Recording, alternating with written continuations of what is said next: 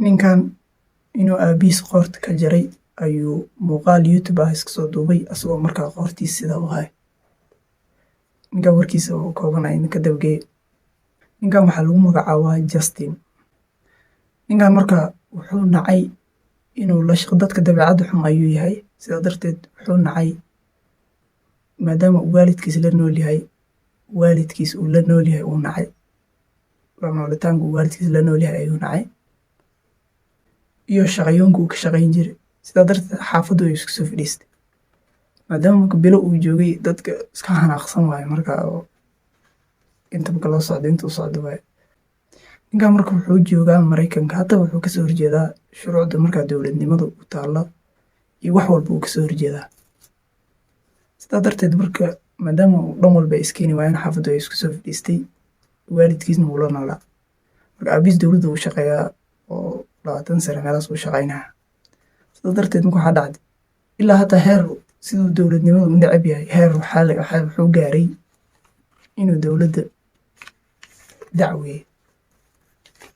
maadaama dadka markay akhrisanaan iskuul la siiyo loan ama lacag marka ay ku akhrisadaan la siiyo si looga cafiyo deynta laakiin kuma guuleysanin.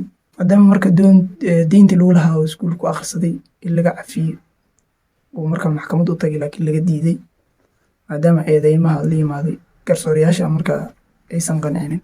marka wuxuu saaid uga hanaaqay go'aanka dowladnimada oo marka iyo qaabka ay marka wax u xugminaan waxaas ku leeyahay nacay.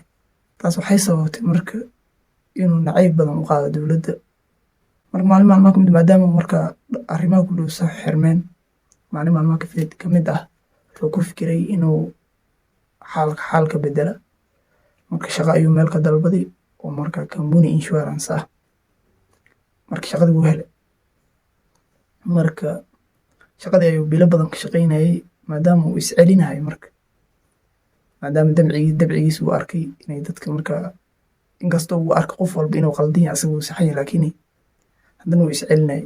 bilo kadib shaqadaas wuu nacay. marka sidaa darteed muusan ka tegin waa iska imaanayay. maalmaha kamid ah asagoo lagu kacsan yahay ayaa xafiiska iradiisa ayuu kusoo furay haraanti. sidaa darteed marka managerka ayaa shaqada ka tiri. maadaama marka shaqada laga tiri ninkan waa nin isagoo iska qarriman. managerka ayuu maadaama ay bilcaan ahayd ama gabar ay ahayd wuxuu la fulay maxkamad. taas oo marka uu yiri shaqada wax laga ceyriyay maadaama marka shaqada ay kala shaqaynayeen dumar fara badan asaga iyo ku kale ay ahaayeen marka rag ah. sidaa darteed dumarka maadaama ay ku badan yihiin sidaa darteed ayaa shaqada laga tiri.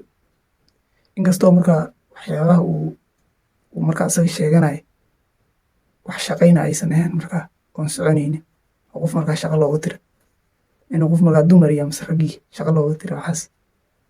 marka maadaama wixii shaqada looga tiri ay soo gudbiyeen oo lagu qancay arrintiisa marka la iska soo xiray. asagna tiyaa ka hanaajisay maadaama uu dowladda iyo xukunkeeda iyo qaabka u taalo u nacsanaa haddana meesha carigu ka sii qaaday. marka xaafaddu iska soo fadhiistay.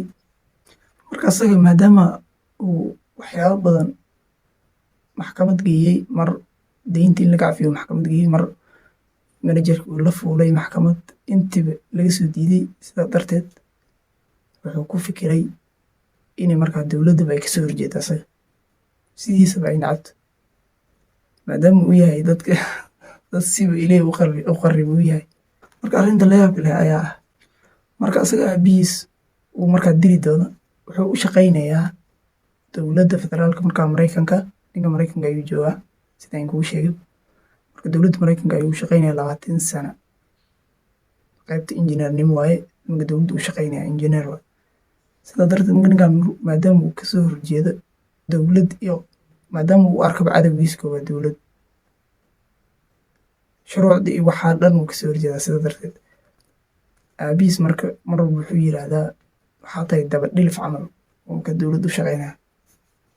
isagana wuxuu yidhaahdaa arrintaas kuguma raacsani wiilkaygaa tahay waan ku jeclahay arrintaasna kuguma raacsani. sidaa darteed marka asaga wuxuu arkaa maadaama cadowgiisa dowladda u arko soo nacay nin qarriban uu yahay wuxuu arki aabihiis inuu markaa cadow yahay asaga naftigiisa. marka mar walba wuxuu ku yiraahdaa qaa'in ayaa tahay maadaama uu dowladda u shaqeeya asagana dowladdu kasoo horjeeda. laakiin Justin arrintaas kama dhageysan iyo marka aabihiis siduu ula hadlay. marka maalin maalmaha ka mid ah Justin wuxuu ku fikiray inuu aabihiis u dhameeyo. Justin waa ninkaan intiin soo saaray in sheegay inuu aabihiis u dhameeyo maadaama uu cadowgiisa kaba dowladdu u arkay aabihiisna u shaqeynaya 20 sano. waalidkan saa u taqaanaa yar adeeg oo ku taqaanaan filaa dhanka aabaada liila maadaama uu nin weyn yahay ninkaan. Justin maalin maalmaha mid uu baxay qoraya soo gatay inuu aabihiis u dhameeyo ku fikiray.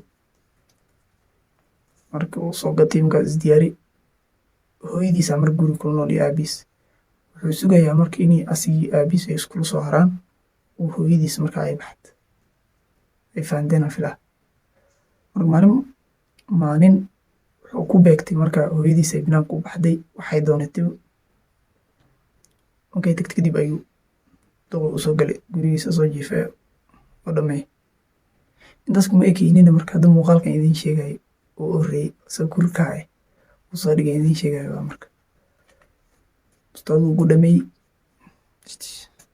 markuu dhintay ha orday. intaas kuma ekeynina marka ha orday kurkaaga jara aabihiis seef markaa gurigooda tala usoo qaata jarjarsay dhan. marka kurkiisa asagoo ahaayay oo saas u jaray ayuu muuqaalna iska soo duubay YouTube soo dhigay dalq.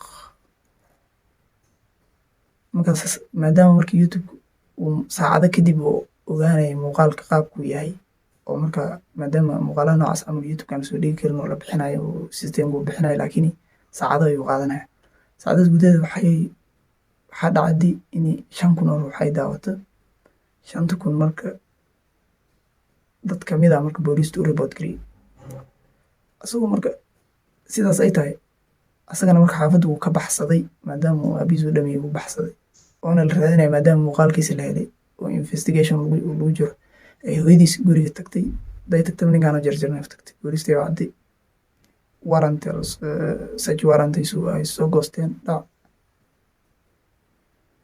waa la raaday maadaama lambarkiisii wixii hooyadiis laga helay trackina lagu subi marka waa la soo helay asagana waa la soo xiray sawirkiisa kana marka haddana wuxuu sugayaa inuu aabihiis dilay uu qirtay. marka arrintaas maxaa u aragtaan sideen u aragtaan inuu qof dhan aabihiis inuu kurka ka jaray muuqaal iska soo duubiyo sidaa u ahay maxaa u aragtaan?